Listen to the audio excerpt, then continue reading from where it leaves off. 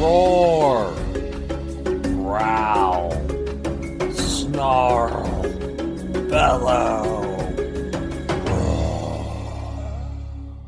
Welcome to Paleobites, the podcast that will erode your expectations like wind-shaping sandstone cliffs. My name is Matthew Dahl, and each week I and a rotating series of guest co-hosts talk about and rate a genus of prehistoric animal, be it dinosaur, mammal, arthropod, and so on. This week I'm joined by someone who will exceed your expectations. It's Stephen Curro. How are you? Pleasure to be here. Thank you. Of course. Well, it's always good to have you here. It's always good to record this show, even in dire times such as these, especially in dire times such as these. Why does it feel like we're going through a geologic epoch? Oh, of course. But, you know, what I try to tell myself is that everyone has always thought that they're at the end of the world. If you look at that throughout all the generations, it's because we don't have the benefit of hindsight. So imagine being in World War I or World War II and not knowing how it was going to end. Must have looked pretty scary. Yeah, like I think World War I especially might have been scary. Yeah, World War II was more intense, but World War I, just that kind of scale of warfare came out of nowhere. It didn't come out of nowhere, but like it was unprecedented for the right. Yeah, like kind of global scale of war. Like they thought it was the war to end all wars, which could mean, oh, we're not going to fight any more wars after that, or it could be there might be even more any people for there to be wars to begin with. Like that's scary as hell, I think. In World War II, yeah. So, anyways, let's escape through dinosaurs, shall we? Absolutely. Like one of our favorite dinosaurs, Saurophaganax. Oh, wait. What do you mean, oh, wait? Oh, no, you haven't heard the news? No, I texted you the news. Yes, I know. I was being dramatic. Of course, I know. Yes, I know. But just in case listeners thought I was being cruel to you on air and telling you the terrible breaking news about Saurophaganax, an episode that was your favorite dinosaur. It's one of my favorite dinosaurs. It wasn't my absolute favorite, but like, and then when I found out, I immediately texted Steven. I was like, Steven, no, I've got some bad news. I was devastated. I went and I'm still in mourning. Oh, we are. This is what this is. This is an episode.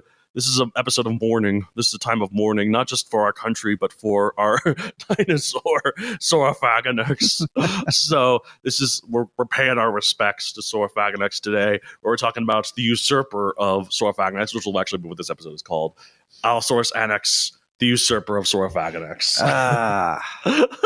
I have so many mixed feelings. I mean, on one hand, Allosaurus anax is basically the same animal that Saurophaganax was, just a little bit smaller.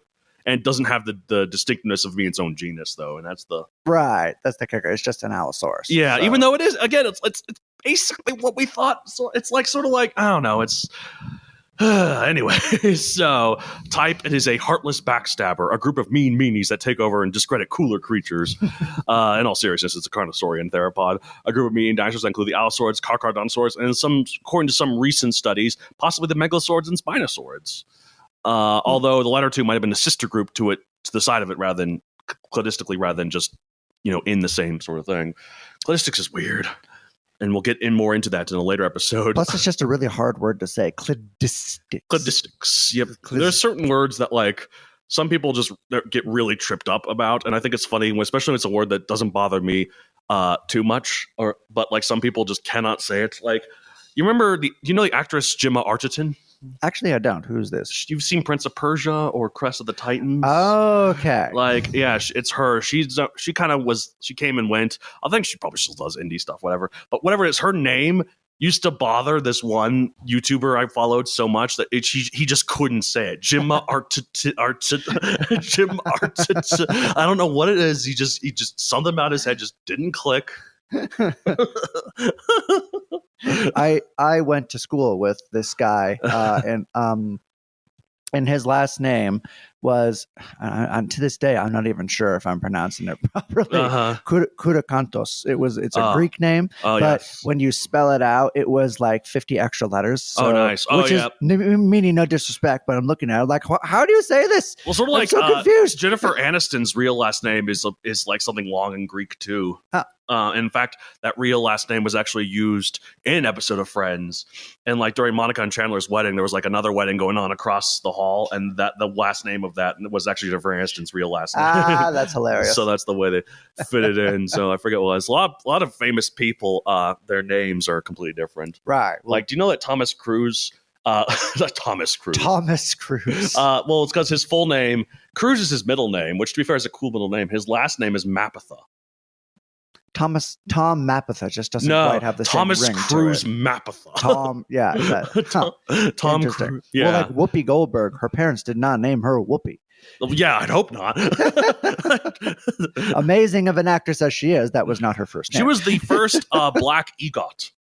Oh, really? Yeah. And it was a woman. That's pretty cool. So that is cool. Yeah. Nice. Anyways, speaking of what's not cool. So size 34 to 38 feet slash 10 to 10. Damn it, it wasn't even 40 feet. 10.1 meters long, 4 to 5 pounds. Big, but not super big like Saurophaganax, alas. Although, here's the thing. Allosaurus this is about the same size a lot of people used to think Allosaurus was, because Allosaurus, some people think, it was like maybe 11 meters or 12 meters long. No, it was actually more like 9 meters long or whatever, because like back in the day. But this was actually, so like, Walking with Dinosaurs said that Allosaurus was 12 meters long. They actually kind of more mean this. So in a way, Walking with Dinosaurs is right again, because it is Allosaurus. Okay, so, that's fair, I guess. Yeah, because like. So they shrank Allosaurus fragilis, but then lumped. Well, no, Allosaurus fragilis has always been kind of that small. Walking Dinosaurs just initially oversized it. Oh, I see what you mean. So, anyways, carnivore is the diet. At least that still tracks. They didn't take that away from us. Although the Chimera specimen that might have made up the described fossils of Saurophaganax included potentially a diplodocid, meaning if Saurophaganax, the name does get saved, it's going to be a sauropod. So maybe they took that away too. So Saurophaganax might be saved, but at what cost? I'm just going to start questioning all of reality at this point. Lord of the Lizard Eaters, the giant long neck.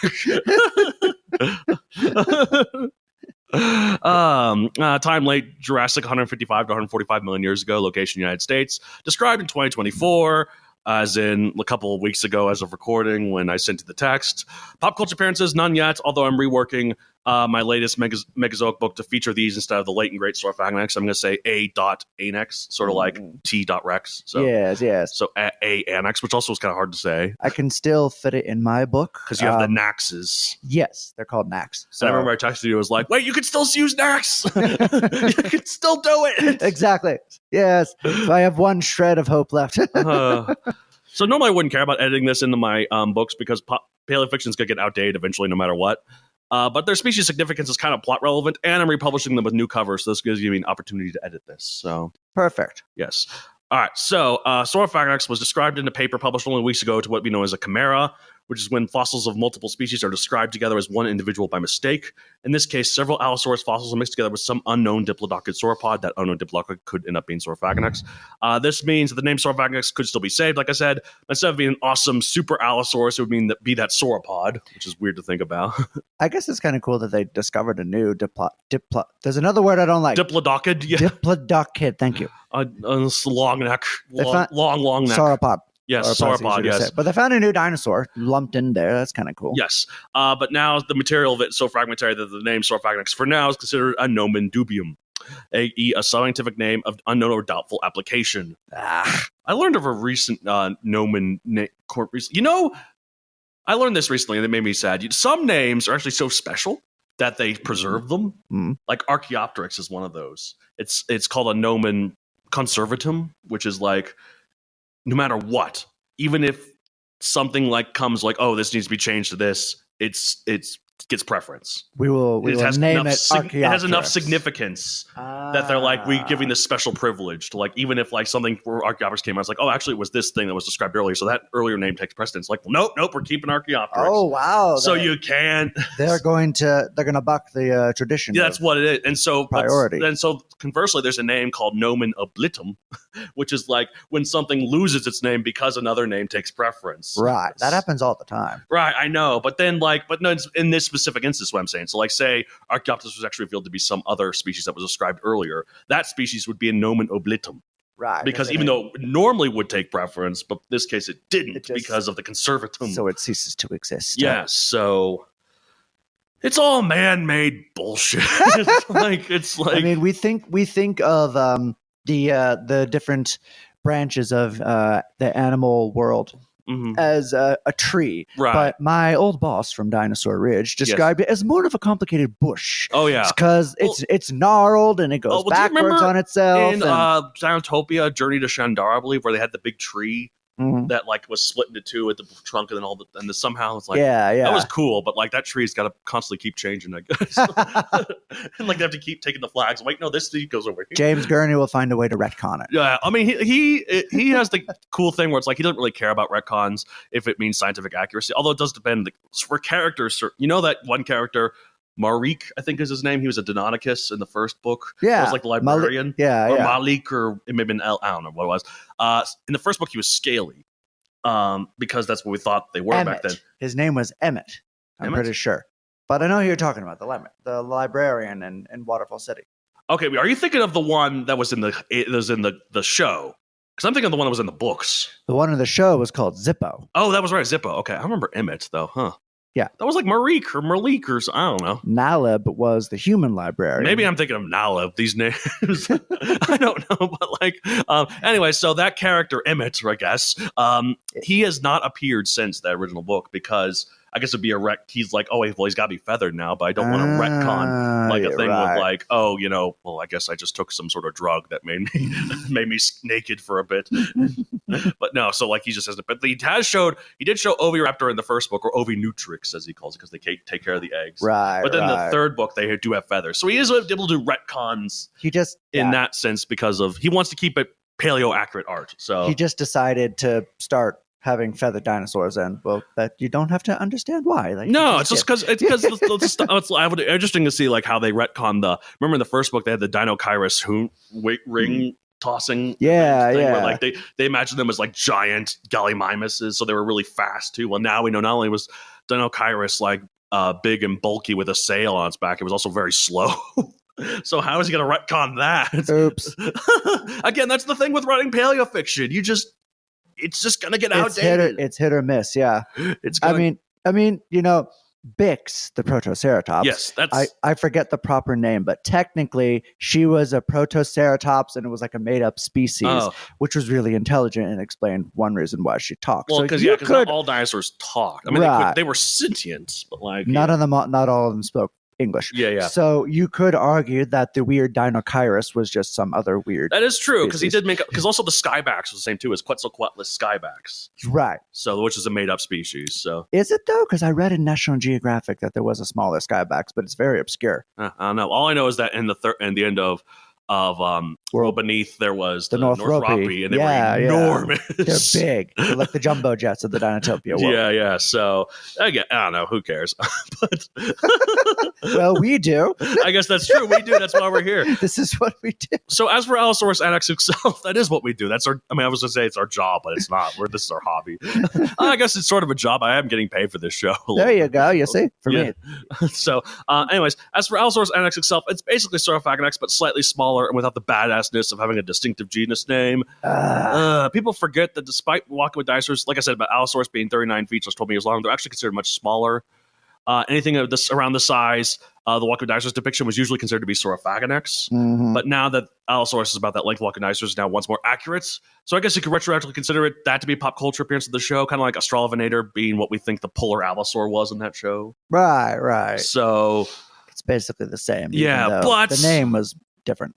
But as for Allosaurus anax itself, look, I get science is it's a heartless battle with no remorse. Mm-mm. And like we lose Pluto, even though I say Pluto's still there. It's just what we call call it something different. I'm gonna die on that hill. It's the same. Look, this is my Pluto, because to me, Pluto is like, see, I don't really care about Pluto being considered a dwarf planet because I'm like, the planet itself, or is the object itself, is still the same object we all know and love. I don't know. It's just we just call it something. I don't know why it pisses me off that they do. It pisses a lot of. You're not alone.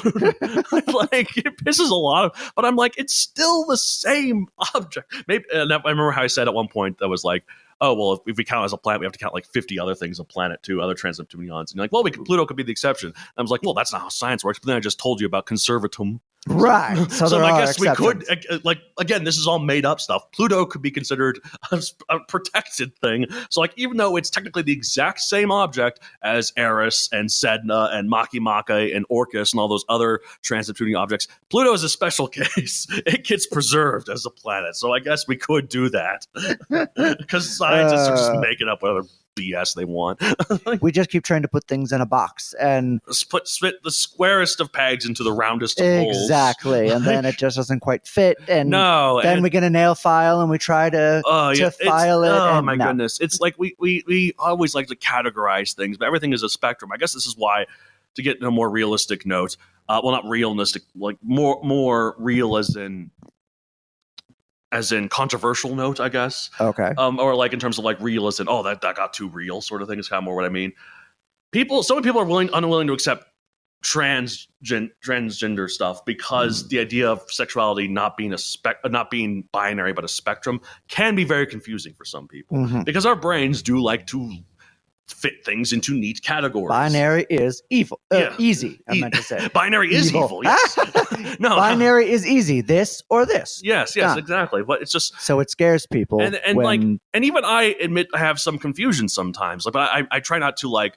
I understand... even if I don't understand something, I get that they do, which some people are like, well, I don't understand, which means it's wrong.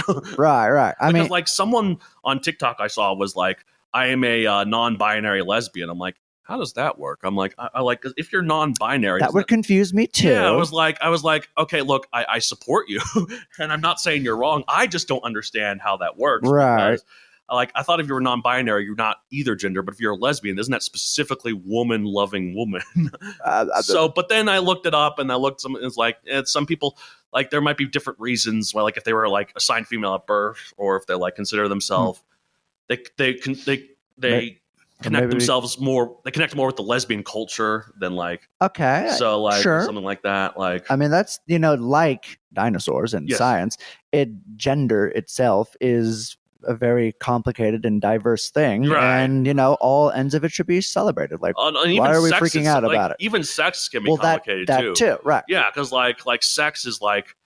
It's not just, do you have a penis or do you have a vagina? Or in dinosaurs' case, a cloaca. Well, when you get into the genetics of it, you get into chromosomes. Technically, one person can look and present like a male, but by the chromosomes are this way or that way. Did you see whatever. that thing where Trump was like, sign everyone, like on the website, they have a specific definitions for what constitutes. This is funny though, because the way they mess this up. So they're like, based on the sexual organs, the embryo has a conception. I think they said the word conception specifically to appease the anti-abortion people. Sure.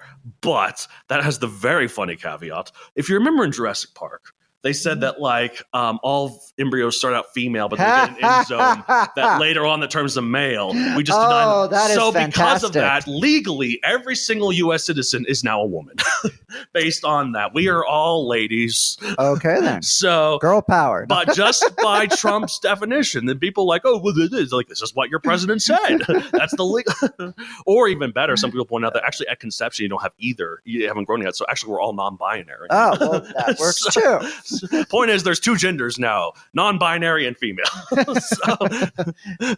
It's lose-lose for the men. Anyways, yes. Well, you know what? We've had it good for too long, and I guess Saurophaganax did too. But we will always remember it. This is my favorite dinosaur, and we've lost it. And I know we technically haven't, but we have. And yep. But Saurophaganax, it's an epic name. It is. Of all the lizard eaters I have encountered in my travels, his was the most lordly. Indeed. Let's pause for reverence and mournful celebration of this creature. Listeners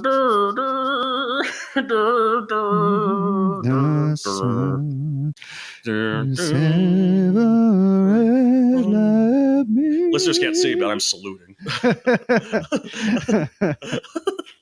Godspeed, Saurophaganax. Farewell. You were great, but you were too good for this world.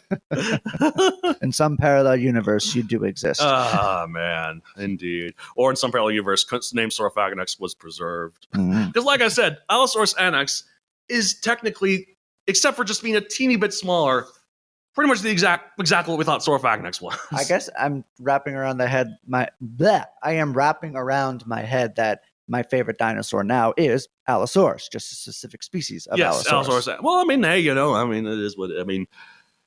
It's not a bad dinosaur. It's still pretty cool. It is. Yeah, it's probably red. Damn it! I have to adjust my book now and make it. I mean, it doesn't have to. Yeah, I mean, look. I mean, yeah, that's true. It's a law of fiction. It is the law. They all have to be red. I'm sorry. Look, you can have a red crest and that's it. It's like the Walking with Dinosaurs one is technically black and green. It just has a red crest. So it has a little bit of red there. So yeah, there's some leeway, you know. Like how we said, like Guanji. You remember you saying Guanji broke the mold and made it purple, but then Atlanta found out that Guanji was actually a Tyrannosaurus allos because they kept going back and forth between the T-Rex and Allosaurus. Like, okay, so the purple comes from the red half of the Allosaurus half.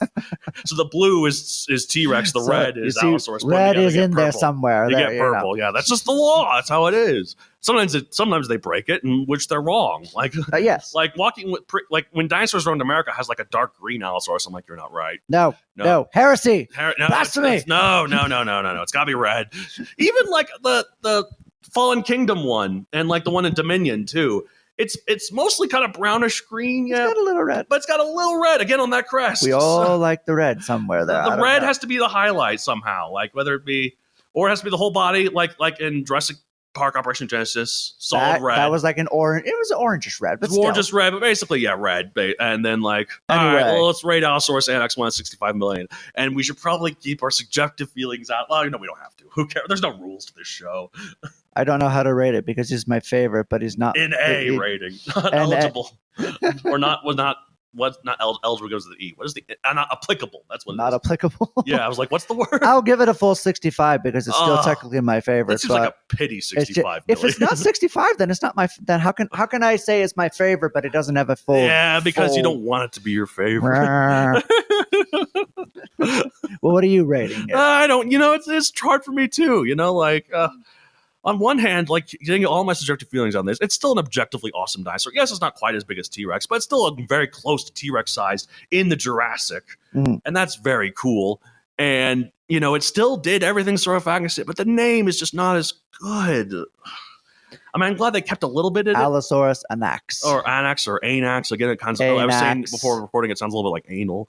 Oh, God. Yeah. So, I don't know. Well, it could be anax. Just add an extra N and then I wouldn't have to worry about that. What about annex? Like to annex something. Or annex. I don't know. Annex. But annex, I feel like, is how it's pronounced with two N's.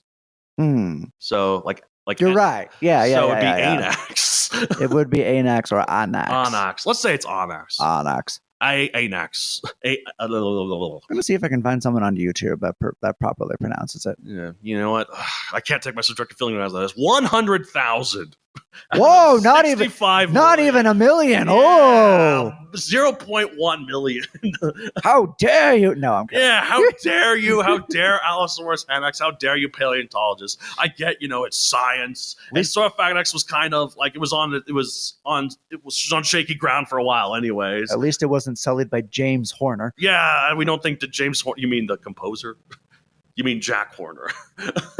I guess his full name would be James, but Jack Horner. Yeah, not the no. Composer. We love the composer, but no, I was talking about. You know what? Sort of like James Horner, we could say, "Wherever you are, our heart will go on." Near, far, wherever you are. Da, da, da. I need to learn the rest of that song. I don't know, but James Horner did compose it wasn't just Madonna. Was she the one? Celine Dion. That's right. Yes, it wasn't just her. James Horner did do the music for it. So yes, nice. so it's fitting in a way. I'm going to learn how to play it on the ocarina. Whoa, that's cool. Yeah. Oh, my girlfriend would love that. Ocarina of Time is one of her favorite games in the world. Excellent. Yes. So, she's a big Zelda fan, she is. All right, so. On that note. All right, so that's it for this week. If you want to get a hold of the show, contact me at paleobitespodcast@gmail.com. Paleobites Podcast on Blue Sky, not Twitter. I'm off Twitter now because the muskrat has turned it into a hellhole. That's putting it politely. Yes, and I'm embarrassed to have a Tesla now, but I do have a bumper sticker that says I bought this before Elon went crazy. So excellent. So, but I Blue Sky and on Instagram. Where can they find you, Stephen? You can find me at stephencurro.com, stephencurro.com. Yes. You can find links to my assorted poems and short stories, some of which have gone inactive on their home website. So if you click on a story and it's not there, I apologize. I am in the process of adding new content. Yes, indeed. Good stuff. I remember I got on the new social media thing that's Chinese-owned Red Note, and I saw like a post it said Stephen Curr, but it cut off, and I was like, oh, is he on there? It was Stephen Curry. Of course. It was of course. Stephen, I was like, whoa, I can find Stephen Curro. I am haunted by Steph Curry. No offense to him personally. Yeah, I know. He seems like a lovely man. Yes. I've had middle school students who kept asking me, can I call you Steph Curry? And I was like, oh, you're just slurring my name. Sure, that's fine. Yeah, sure. No, it took me a year before I realized it was a basketball player. How do you think I feel with Donald? Oh, God. Touche, you win. I mean, look, to be fair, I came after Donald, but still, he didn't become president or became big in the public eye until after I chose Matt Donald as because Donald's my middle name, and I'm sticking with it. I'm taking the name back for me and for the duck. There you go. Donald. Yeah, anyways. All right, well, that's it for this week. I have a book series on Amazon Megazoic available for print and Kindle. There will be an Allosaurus Anax in it. It's the Saurophaganax characters. But other than that, anyways, that's it for this week. Godspeed, Saurophaganax. I need a drink. Me too. Thanks for listening. If you want to further support the show, you should subscribe to my Patreon at patreon.com/MatthewDonald, where you can get ad-free episodes, and you can get the raw, unedited episodes, and every month you get bonus episodes where we talk about pop culture featuring prehistoric animals. We've talked about Jurassic Park. We've talked about the obscure strategy game Dino Island. We've talked about Friends. We've talked about Google Chrome. We've talked about Dinoverse. We've talked about Terra Nova. Who knows what we'll talk about? It's a mystery every time. So go and check it out at patreon.com/MatthewDonald. Thank you so much for listening, and have a good day. Chomp.